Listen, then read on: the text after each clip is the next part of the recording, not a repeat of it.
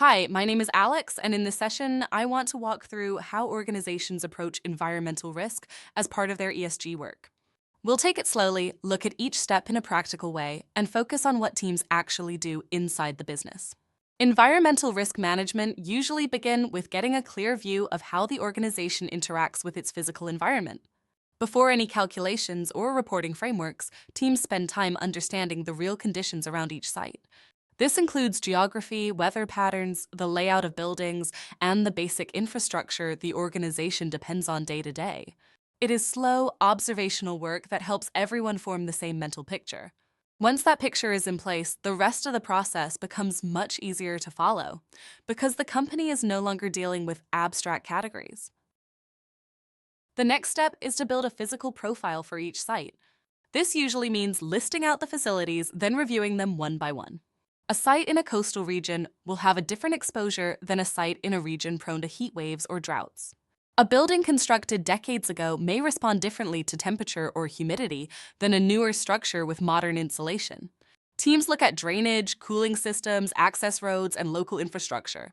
They gather notes from building engineers and facility staff who understand how the location behaves under stress. Nothing here is theoretical. It's all grounded in what the building actually experiences throughout the year, and that grounded approach creates a smooth bridge to the next layer of work, understanding how operations inside the building interact with the environment outside. Once the physical context is clear, teams shift their attention to daily operations inside the site. This transition happens naturally because environmental conditions shape operational behavior, and operational behavior shapes environmental exposure. Teams look at energy use, water consumption, waste streams, equipment that relies on temperature stability, and materials that require special handling.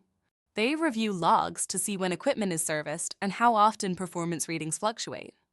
They talk to maintenance teams who can explain which areas of the building require more frequent attention.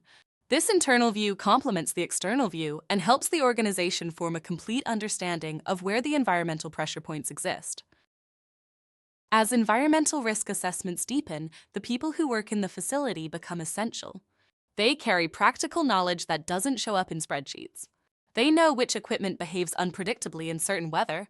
They know which waste pickups get delayed, which cooling systems run harder during specific times of year, and where small inefficiencies tend to cluster. ESG teams rely on this knowledge because it creates a realistic, grounded picture of how the site actually functions. The transition from documents to people is important here.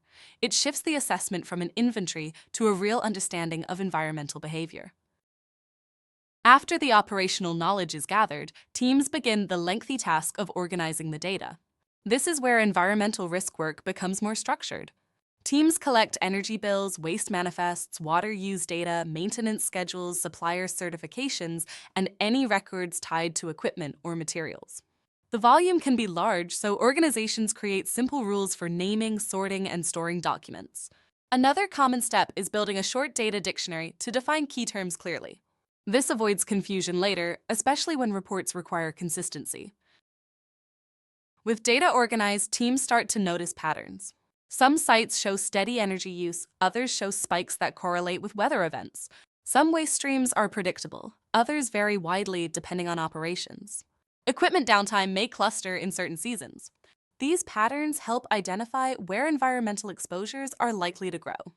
For example, a facility with rising energy use in hotter months may need HVAC improvements or more efficient equipment. A site in a region facing heavier storms may need flood readiness measures. Controls come next, and they are usually very straightforward. Maintenance schedules are updated.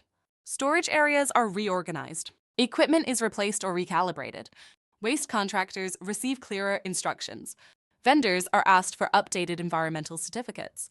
Controls don't need complex language or intricate frameworks at this stage. They simply formalize the actions the team has already identified as helpful. Control testing is the confirmation step. Teams compare recent data with past data to see whether conditions improved. They verify that maintenance logs match the schedule. They confirm that waste documents align with disposal requirements. They check vendor certificates for expiration dates. These tests help leadership trust the conclusions being presented. When ESG teams brief leadership, they aim for clarity and completeness. They summarize environmental exposure by site, explain the evidence behind each point, highlight where controls are working, and note where corrective actions are needed.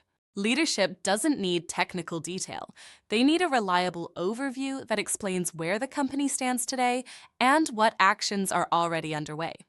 This stage naturally leads into planning conversations because the environmental assessment ties directly into operational decision-making. As organizations build this routine and refine their environmental assessments over time, many choose to manage the workflow through a structured platform. Centraleyes supports this by bringing the data, documentation, controls, and updates into one place so teams can maintain a steady rhythm without restarting the process each cycle. It keeps the work organized, helps track changes from one review to the next, and gives leadership a single view of the company's environmental posture.